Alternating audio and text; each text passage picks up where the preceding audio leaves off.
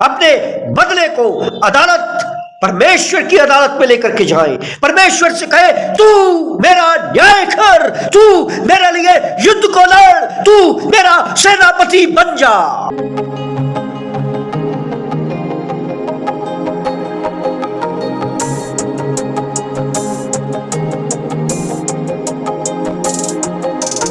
इस वीडियो के बारे में जीवन की बातों में प्रस्तुत यह प्रार्थना के प्रकार संदेश का भाग 3 है, जिसका उपशीर्षक जीवन को बचाने वाली प्रार्थनाएं भी हो सकता है। यह संदेश बाइबल के विभिन्न वचनों पर आधारित 5 तरह की प्रार्थनाओं पर संदेश पादरी जितेंद्रजीत सिंह द्वारा दिया गया है। यह बताता है कि कैसे मसीह के एक विश्वासी को कई बार पता ही नहीं होता कि वह किस तरह की प्रार्थना कर रहा है और वह स्वयं को ही फंसाकर बैठ जाता है। हमें ऐसी प्रार्थना करने से बचना चाहिए जो आपको ईश्वर की न्याय से भरी आंखों में फंसा देती है। बचने के लिए एक विश्वासी को ऐसे में क्या करना चाहिए, यह उसी विषय पर की गई चर्चा है। यदि आपकी प्रार्थना का उत्तर नहीं आ रहा है और आप स्वयं को फंसा हुआ पाते हैं, तो यह संदेश आपके लिए है। प्रभु इस मनन के द्वारा आपको आशीष दे।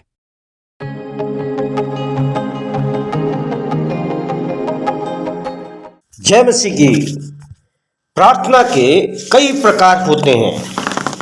अक्सर प्रार्थना को जो मसीह विश्वास है उसके अनुसार प्रार्थना को परमेश्वर के साथ वार्तालाप या बातचीत करना कहा जाता है।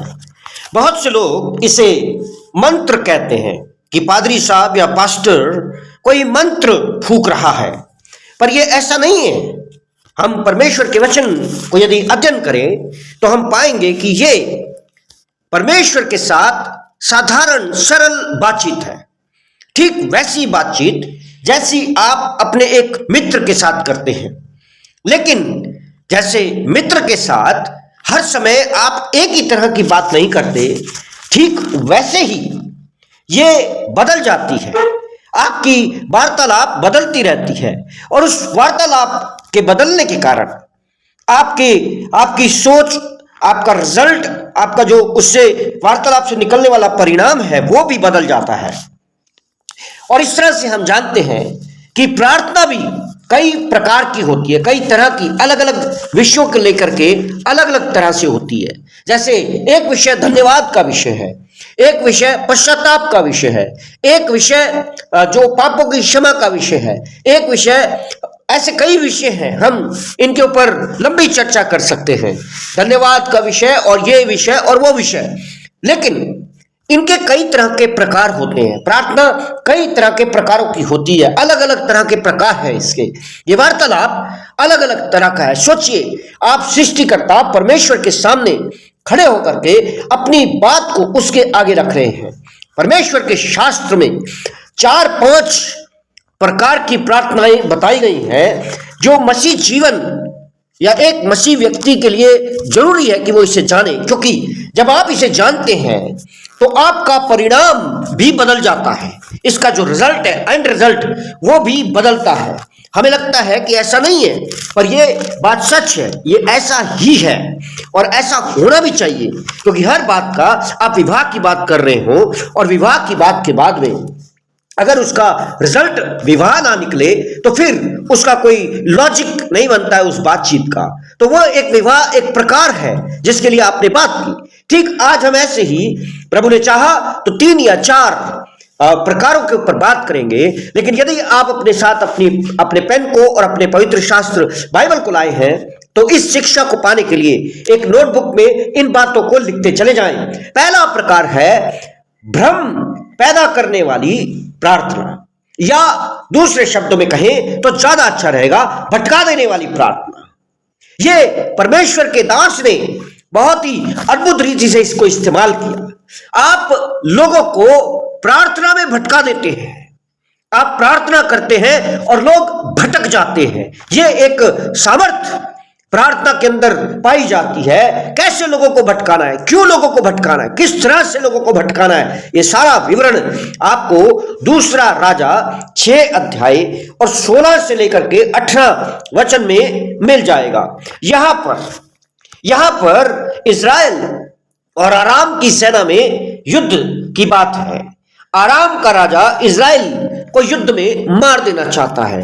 इज़राइल परमेश्वर के चुने हुए लोग, परमेश्वर के साथ परमेश्वर की दया के पात्र लोग, लेकिन अरामी राजा इस चुनी हुई प्रजा को नाश करना चाहता है। एलीशा बार बार उनके भविष्य की योजना को, उनकी जो योजना है उसके बारे में, अराम की योजना के बारे में इज़राइल के राजा को बतला देता है। तो अराम का राजा क्या करता है? अराम का राजा एलीशा को पकड़ने के लिए लोगों को भेजता है, एक पूरा आर्मी, एक सेना को भेज देता है। और वहां भेज के देखिए वचन 13 में लिखा है, राजा ने कहा जाकर देखो कि ये एलीशा कहां है, ताकि मैं भेजकर उसे पकड़वा मंगवाऊं। क्यों? ताकि उसको मार सके, ताकि वो उसकी भविष्य की योजना को ना प्रकट करे। लेकिन फिर आगे क्या होता है? यहां पर जब अराम की सेना चलती हुई आ रही है तो ये भटका देने वाली प्रार्थना को इस्तेमाल करता है। सबसे पहले वो उनकी आंखों को अंधा करता है। आप इसको पढ़ सकते हैं 6 अध्याय में और 7वें अध्याय में इसका खुलासा दिया गया है। लेकिन ऐसा भटकाता है कि वो उनको शेमरोन में ले आता है जहां पर इज़राइल की सेना है। लेकिन यहां इज़राइल के राजा एलीशा से कहता है 21 वचन, हे मेरे पिता, क्या मैं इनको मार डालूं? मैं इनको मार लूं? उसने कहा नहीं, मौका मिला है, मैं इसको मार लूं। लेकिन वो कहता नहीं, इनको, इन पे दया दिखा, इनको अन्न जल खिला और जाने दे, क्योंकि ये बंदी है, ये कैदी है, ये सेना में पकड़े गए, ये युद्ध में पकड़े गए, युद्ध बंदी है। युद्ध बंदियों को मारा नहीं जाता, पर युद्ध खत्म होने के बाद इन्हें लौटा दिया जाता है। तो इज़राइल का राजा इन पर दया दिखाता है। इसके बाद लेकिन इसका रिजल्ट क्या निकलता है? इसका रिजल्ट ये निकलता है, इसके बाद वचन 23 में लिखा है, अराम का दल इज़राइल के देश में फिर ना आया। देखिए, भटका देने वाली प्रार्थना का एंड रिजल्ट क्या निकला? आप आशीषित व्यक्ति ठहरे हैं। क्या यह प्रार्थना करनी चाहिए? हाँ, करनी चाहिए। तब करनी चाहिए जब आपको लगने लगे कि आपके विरोध में नाजायज कोई खड़ा हुआ है, बेमतलब कोई खड़ा हुआ है, कोई आपके विरोध में बेमतलब चढ़ाई कर रहा है, तब आपको इस प्रार्थना को अवश्य करना चाहिए। चलिए अब हम प्रार्थना का अगला प्रकार देखते हैं, और वो है बदला छोड़ देने वाली प्रार्थना, या फिर कह दीजिए कि आप पलटा लेना नहीं चाहते हैं। यहां पर भी इस प्रार्थना को, जिसको हमने देखा, इस पे पलटा नहीं लिया गया, जो हमने अभी अभी देख करके हटे हैं।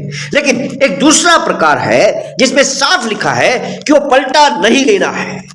परमेश्वर कहता है, परमेश्वर का शास्त्र कहता है कि पलटा बिल्कुल भी नहीं लेना है। देखिए, अपने बचाव को करने के लिए मना नहीं किया गया है, लेकिन आपको किसी ने आपका नुकसान कर दिया है, नुकसान करने के बाद आपका नुकसान हो चुका है, तो क्या अब आप पलटा लेना चाहेंगे? बिल्कुल नहीं, और खास करके विश्वासियों में तो बिल्कुल भी नहीं होना चाहिए। देखिए, मैं आपको वचन पढ़ करके सुनाता हूं, मत्ती का सुसमाचार और 5 अध्याय 5 और 44 से 48 है। लेकिन मैं प्रभु यीशु मसीह पलटे की बात को पलट दे रहे हैं। वो कहते हैं वचन 44 में, मैं तुमसे ये कहता हूं कि अपने बैरियों से बैर रखो और अपने सताने वालों के लिए प्रार्थना करो। भजन 7 है, भजन 55 है, भजन 56 है, और नए नियम में बहुत से और वचन है। एक वचन तो स्पष्ट है, पलटा लेना मेरा काम है, परमेश्वर कहता है। एक जगह पौलुस कहता है, क्यों तुम एक दूसरे की नहीं सह लेते? मेरे प्रियो, परमेश्वर हमें पलटा लेने से रोकता है। यहां पर देखिए 44 वचन में व्यवस्था के बारे में प्रभु यीशु मसीह बतलाता है। 43 वचन में तुम सुन चुके हो, कहा गया था, मैं मत्ती 5 और उसका 43 वचन पढ़ रहा हूं, अपने पड़ोसी से प्रेम रखना और बैरी से बैर रखना। इसलिए कहा जाता है कि आज भी इज़राइल अपने शत्रु से 10 गुना ज्यादा पलटा रखने की इच्छा रखता है।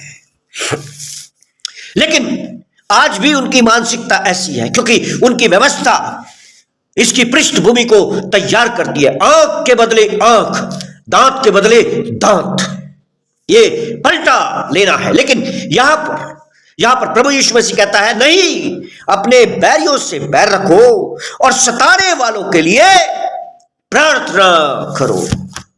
अपना पलटा ईश्वर की अदालत में छोड़ दो। आप कहिए प्रभु मैं चाहता हूं कि तू काम करे। पढ़ लीजिएगा भजन 7, 55 और 56। दाऊद अपना पलटा लेने के लिए प्रभु से विनती करता है। वो कहता है प्रभु तू मेरे लिए लड़, मेरा युद्ध का नायक, मेरे युद्ध का सेनापति तू बन जा। हम में से कितने हैं जो खुद युद्ध के सेनापति बन जाते हैं? हमें से कितने हैं ऐसे जो खुद युद्ध को ही लड़ने लग जाते हैं? देखिए, युद्ध को नहीं लड़ना है, परमेश्वर के ऊपर छोड़ना सीखिए। चलिए अब हम आगे बढ़ते हैं। इसी से संबंधित एक और प्रार्थना का प्रकार है और वो है रोने वाली प्रार्थना। रोने वाले परमेश्वर के भवन में ना आकर के लोग रोते हैं, पर वैसे भी लोग रोते हैं। बहनों और भाई दोनों रोते हैं। प्रभु यीशु मसीह हमारा सर्वोत्तम उदाहरण है। पुराने नियम में कई स्त्रियां रोई हैं, हन्ना उसका सर्वोत्तम उदाहरण है। यिर्मयाह इसका सर्वोत्तम उदाहरण है। यिर्मयाह तो कहता है मेरा सिर सोता होता और मेरी आंखें फव्वारा बन जाती। गजब।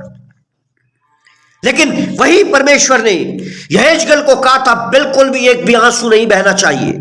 एक बूंद भी आंसू यहेजकेल को बोला नहीं निकलनी चाहिए तेरी आंख से। हारून को बोला उसके बेटों के लिए, जब उसके बेटों ने गलत धूपदान को लेकर के प्रभु के आगे पहुंच गए, उन्होंने वो काम करना चाहा जो काम उनको वर्जित था। उन्हें कहा कि तूने नहीं रोना है, लेकिन रोने वाले लोग हुए हैं। हमने इस पर एक दिन बड़ी लंबी चर्चा की थी। रोने वाले लोग, प्रभु यीशु मसीह 3 बातों के लिए रोया बार बार। वो लाजर की कब्र पे जाकर के रोया। आप जानते हैं यीशु मसीह रोता था, एकांत में रोता था, एकांत में रोता था। देखिए प्रभु यीशु मसीह सर्वोत्तम उदाहरण है। वो अपनी शरीर की अभिलाषाओं के लिए रोता था कि ईश्वर उसे समर्थ दे कि वो इनके ऊपर नियंत्रण पा सके। मत्ती 26 और 34 से 40 में लिखा है कि वो ऐसे रोता था मानो कि उसका पसीना लहू में बदल रहा है, बदल चुका है, लहू गिरता था। इस सामर्थ्य में होकर रोना, इस विलाप, संताप, वेदना के साथ रोना। रोने वाली प्रार्थना क्या करती है? रोने वाली प्रार्थना परमेश्वर के मन को पिघला देती है।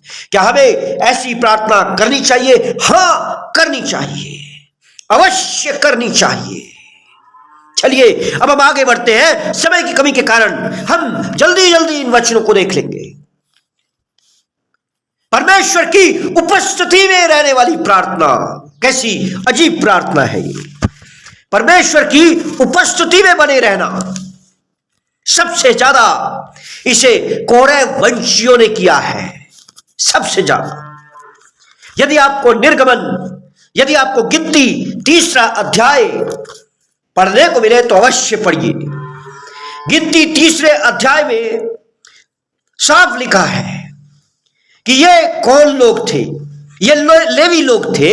और लेवी में 3 संतान हुई, गेर्शोन, कहात और मरारी। 3 अध्याय और उसका 17वां वचन। और तीनों को अलग अलग काम दिए गए थे।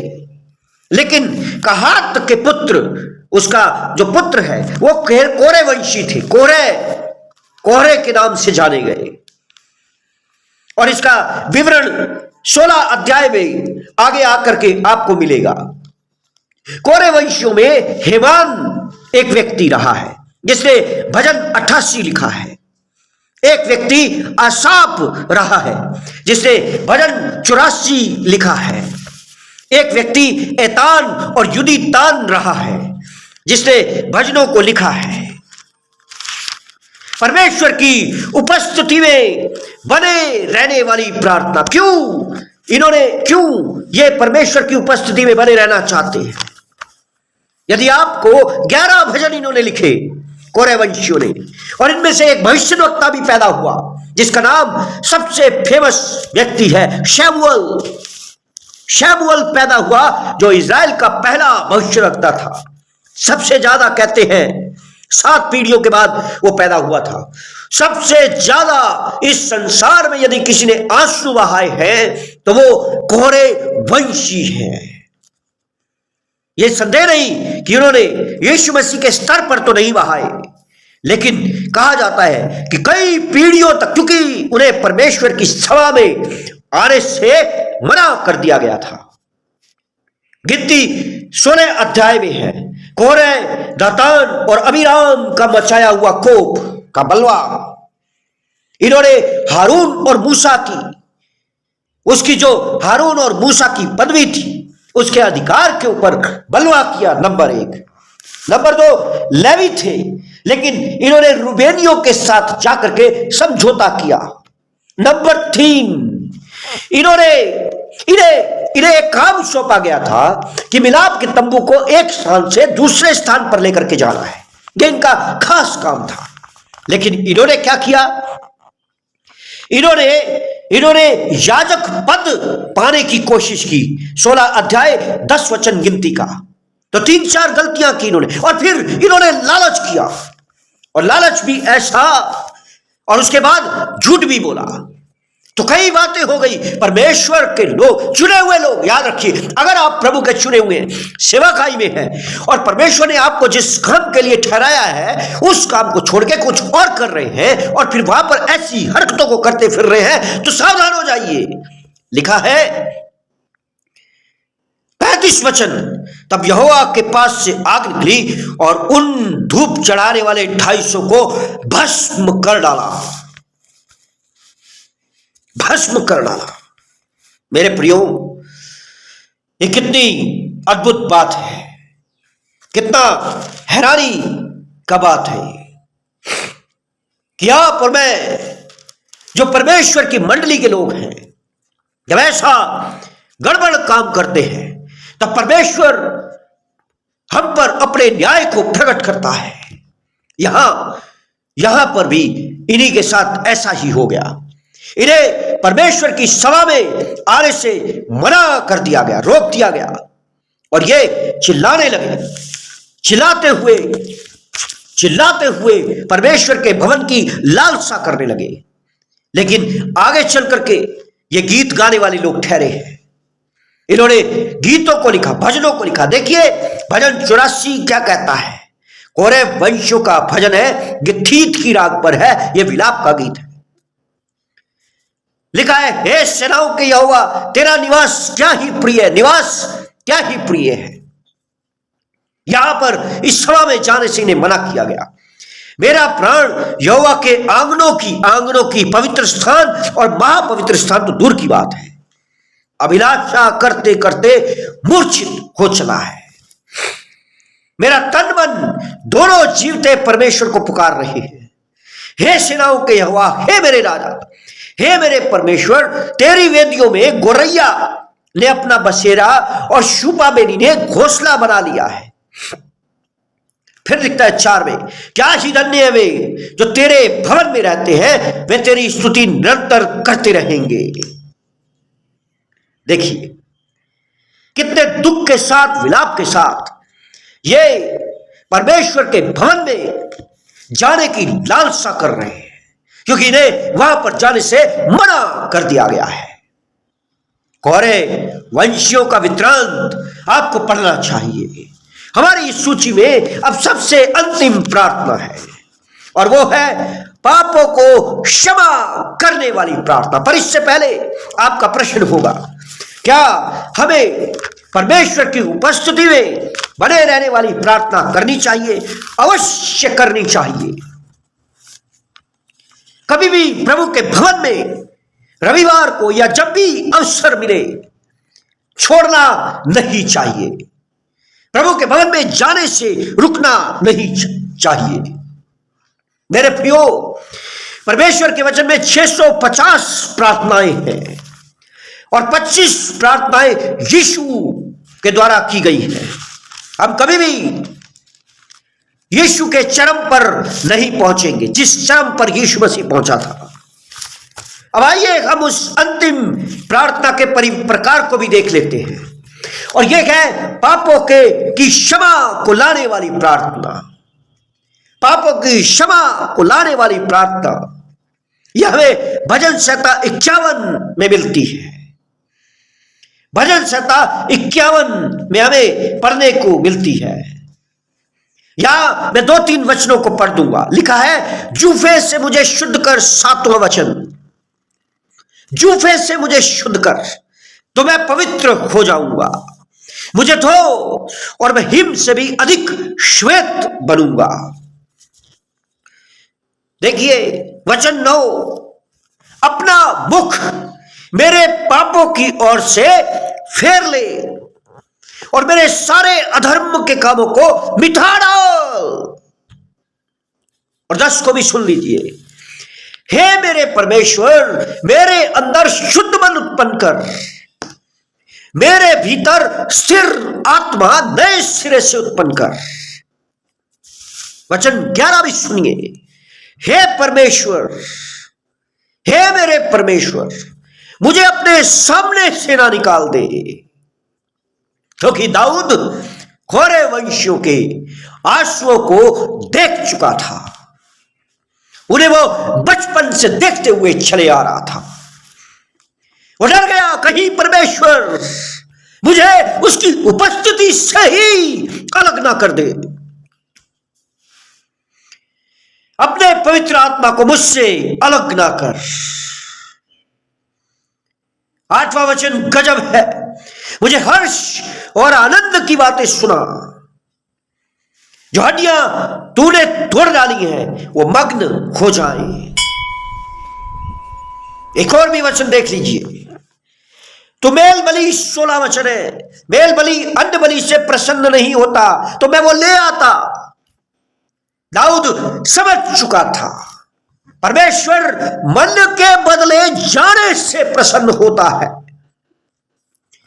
होम बलि से भी तू प्रसन्न नहीं होता तो किससे होता है? वचन 17 में इसका भेद लिखा है। टूटा मन परमेश्वर के योग्य बलिदान है। हे परमेश्वर, हे परमेश्वर, तो टूटे और पिसे हुए कुचले हुए मन को तुच्छ नहीं जानता। कितना अद्भुत ये वचन है, कितना अद्भुत ये वचन है। मेरे प्रियो, क्या हमें ये प्रार्थना करनी चाहिए? अवश्य करनी चाहिए। दाऊद ने यह प्रार्थना तब की जब नातान नबी उसके पास आया और उसने बेतशबा की सारी घटना उसके आगे सुना करके रख दी। दाऊद समझ गया कि परमेश्वर सब कुछ जानता है, परमेश्वर को सब कुछ मालूम है। हमने कई प्रकार की प्रार्थना सुनी आज। भटका देने वाली प्रार्थना कैसे करना चाहिए? अवश्य करना चाहिए। जब लोग आपको परेशान करते हैं, लोग आप पे चढ़ाई करते हैं बिना मतलब के, रोने वाली प्रार्थना अवश्य करनी चाहिए। बदला लेने वाली प्रार्थना इसे छोड़ देना चाहिए, नहीं करनी चाहिए। अपने बदले को अदालत, परमेश्वर की अदालत में लेकर के जाए, परमेश्वर से कहे तू मेरा न्याय कर, तू मेरे लिए युद्ध को लड़, तू मेरा सेनापति बन जा। परमेश्वर की उपस्थिति में रहने वाली प्रार्थना अवश्य करनी चाहिए। पापों की क्षमा की प्रार्थना अवश्य करनी चाहिए, ताकि मैं और आप परमेश्वर के साथ अपने संबंध को हमेशा ताजा बना करके रखें। मेरे प्रियो, यदि हम में से ऐसा कोई है जिसका संबंध ईश्वर के साथ बिगड़ा हुआ है, तो आज प्रभु के चरणों में झुकने का दिन है। प्रभु के चरणों में आकर के प्रभु से कहने का दिन है, प्रभु आप मेरी सहायता करें, मुझ पर आपके तरस को बनाएं। आइए हम प्रार्थना करें। प्रभु, हम आपके चरणों में आते हैं, हम पर आपकी दया करें प्रभु। यदि हम में कोई ऐसा है जो बदला लिया चाहता है, तो प्रभु आप उसे मन में शांति दे और प्रभु उसकी बदले की आत्मा से उसे छुड़ा ले। प्रभु जी, यदि कोई ऐसा है जिसपे अकारण बिना किसी मतलब के, बिना किसी कारण के कोई सताव को ला रहा है, सताने वाला काम कर रहा है, तो प्रभु आप उसमें भटका देने वाली आत्मा को भेज दीजिए प्रभु, ताकि वो व्यक्ति भटक जाए, उसका ध्यान भटक जाए। प्रभु यदि हम में से कोई पापी है, अधम पापी, आप हमारे पाप क्षमा कीजिए और प्रभु हमें आपकी उपस्थिति में बने रहने का अनुग्रह दीजिए। धन्यवाद, आपने हमारी सुनी है। प्रभु यीशु मसीह के नाम से मांगते हैं, आमीन। प्रभु आपको आशीष दे मेरे प्रियो।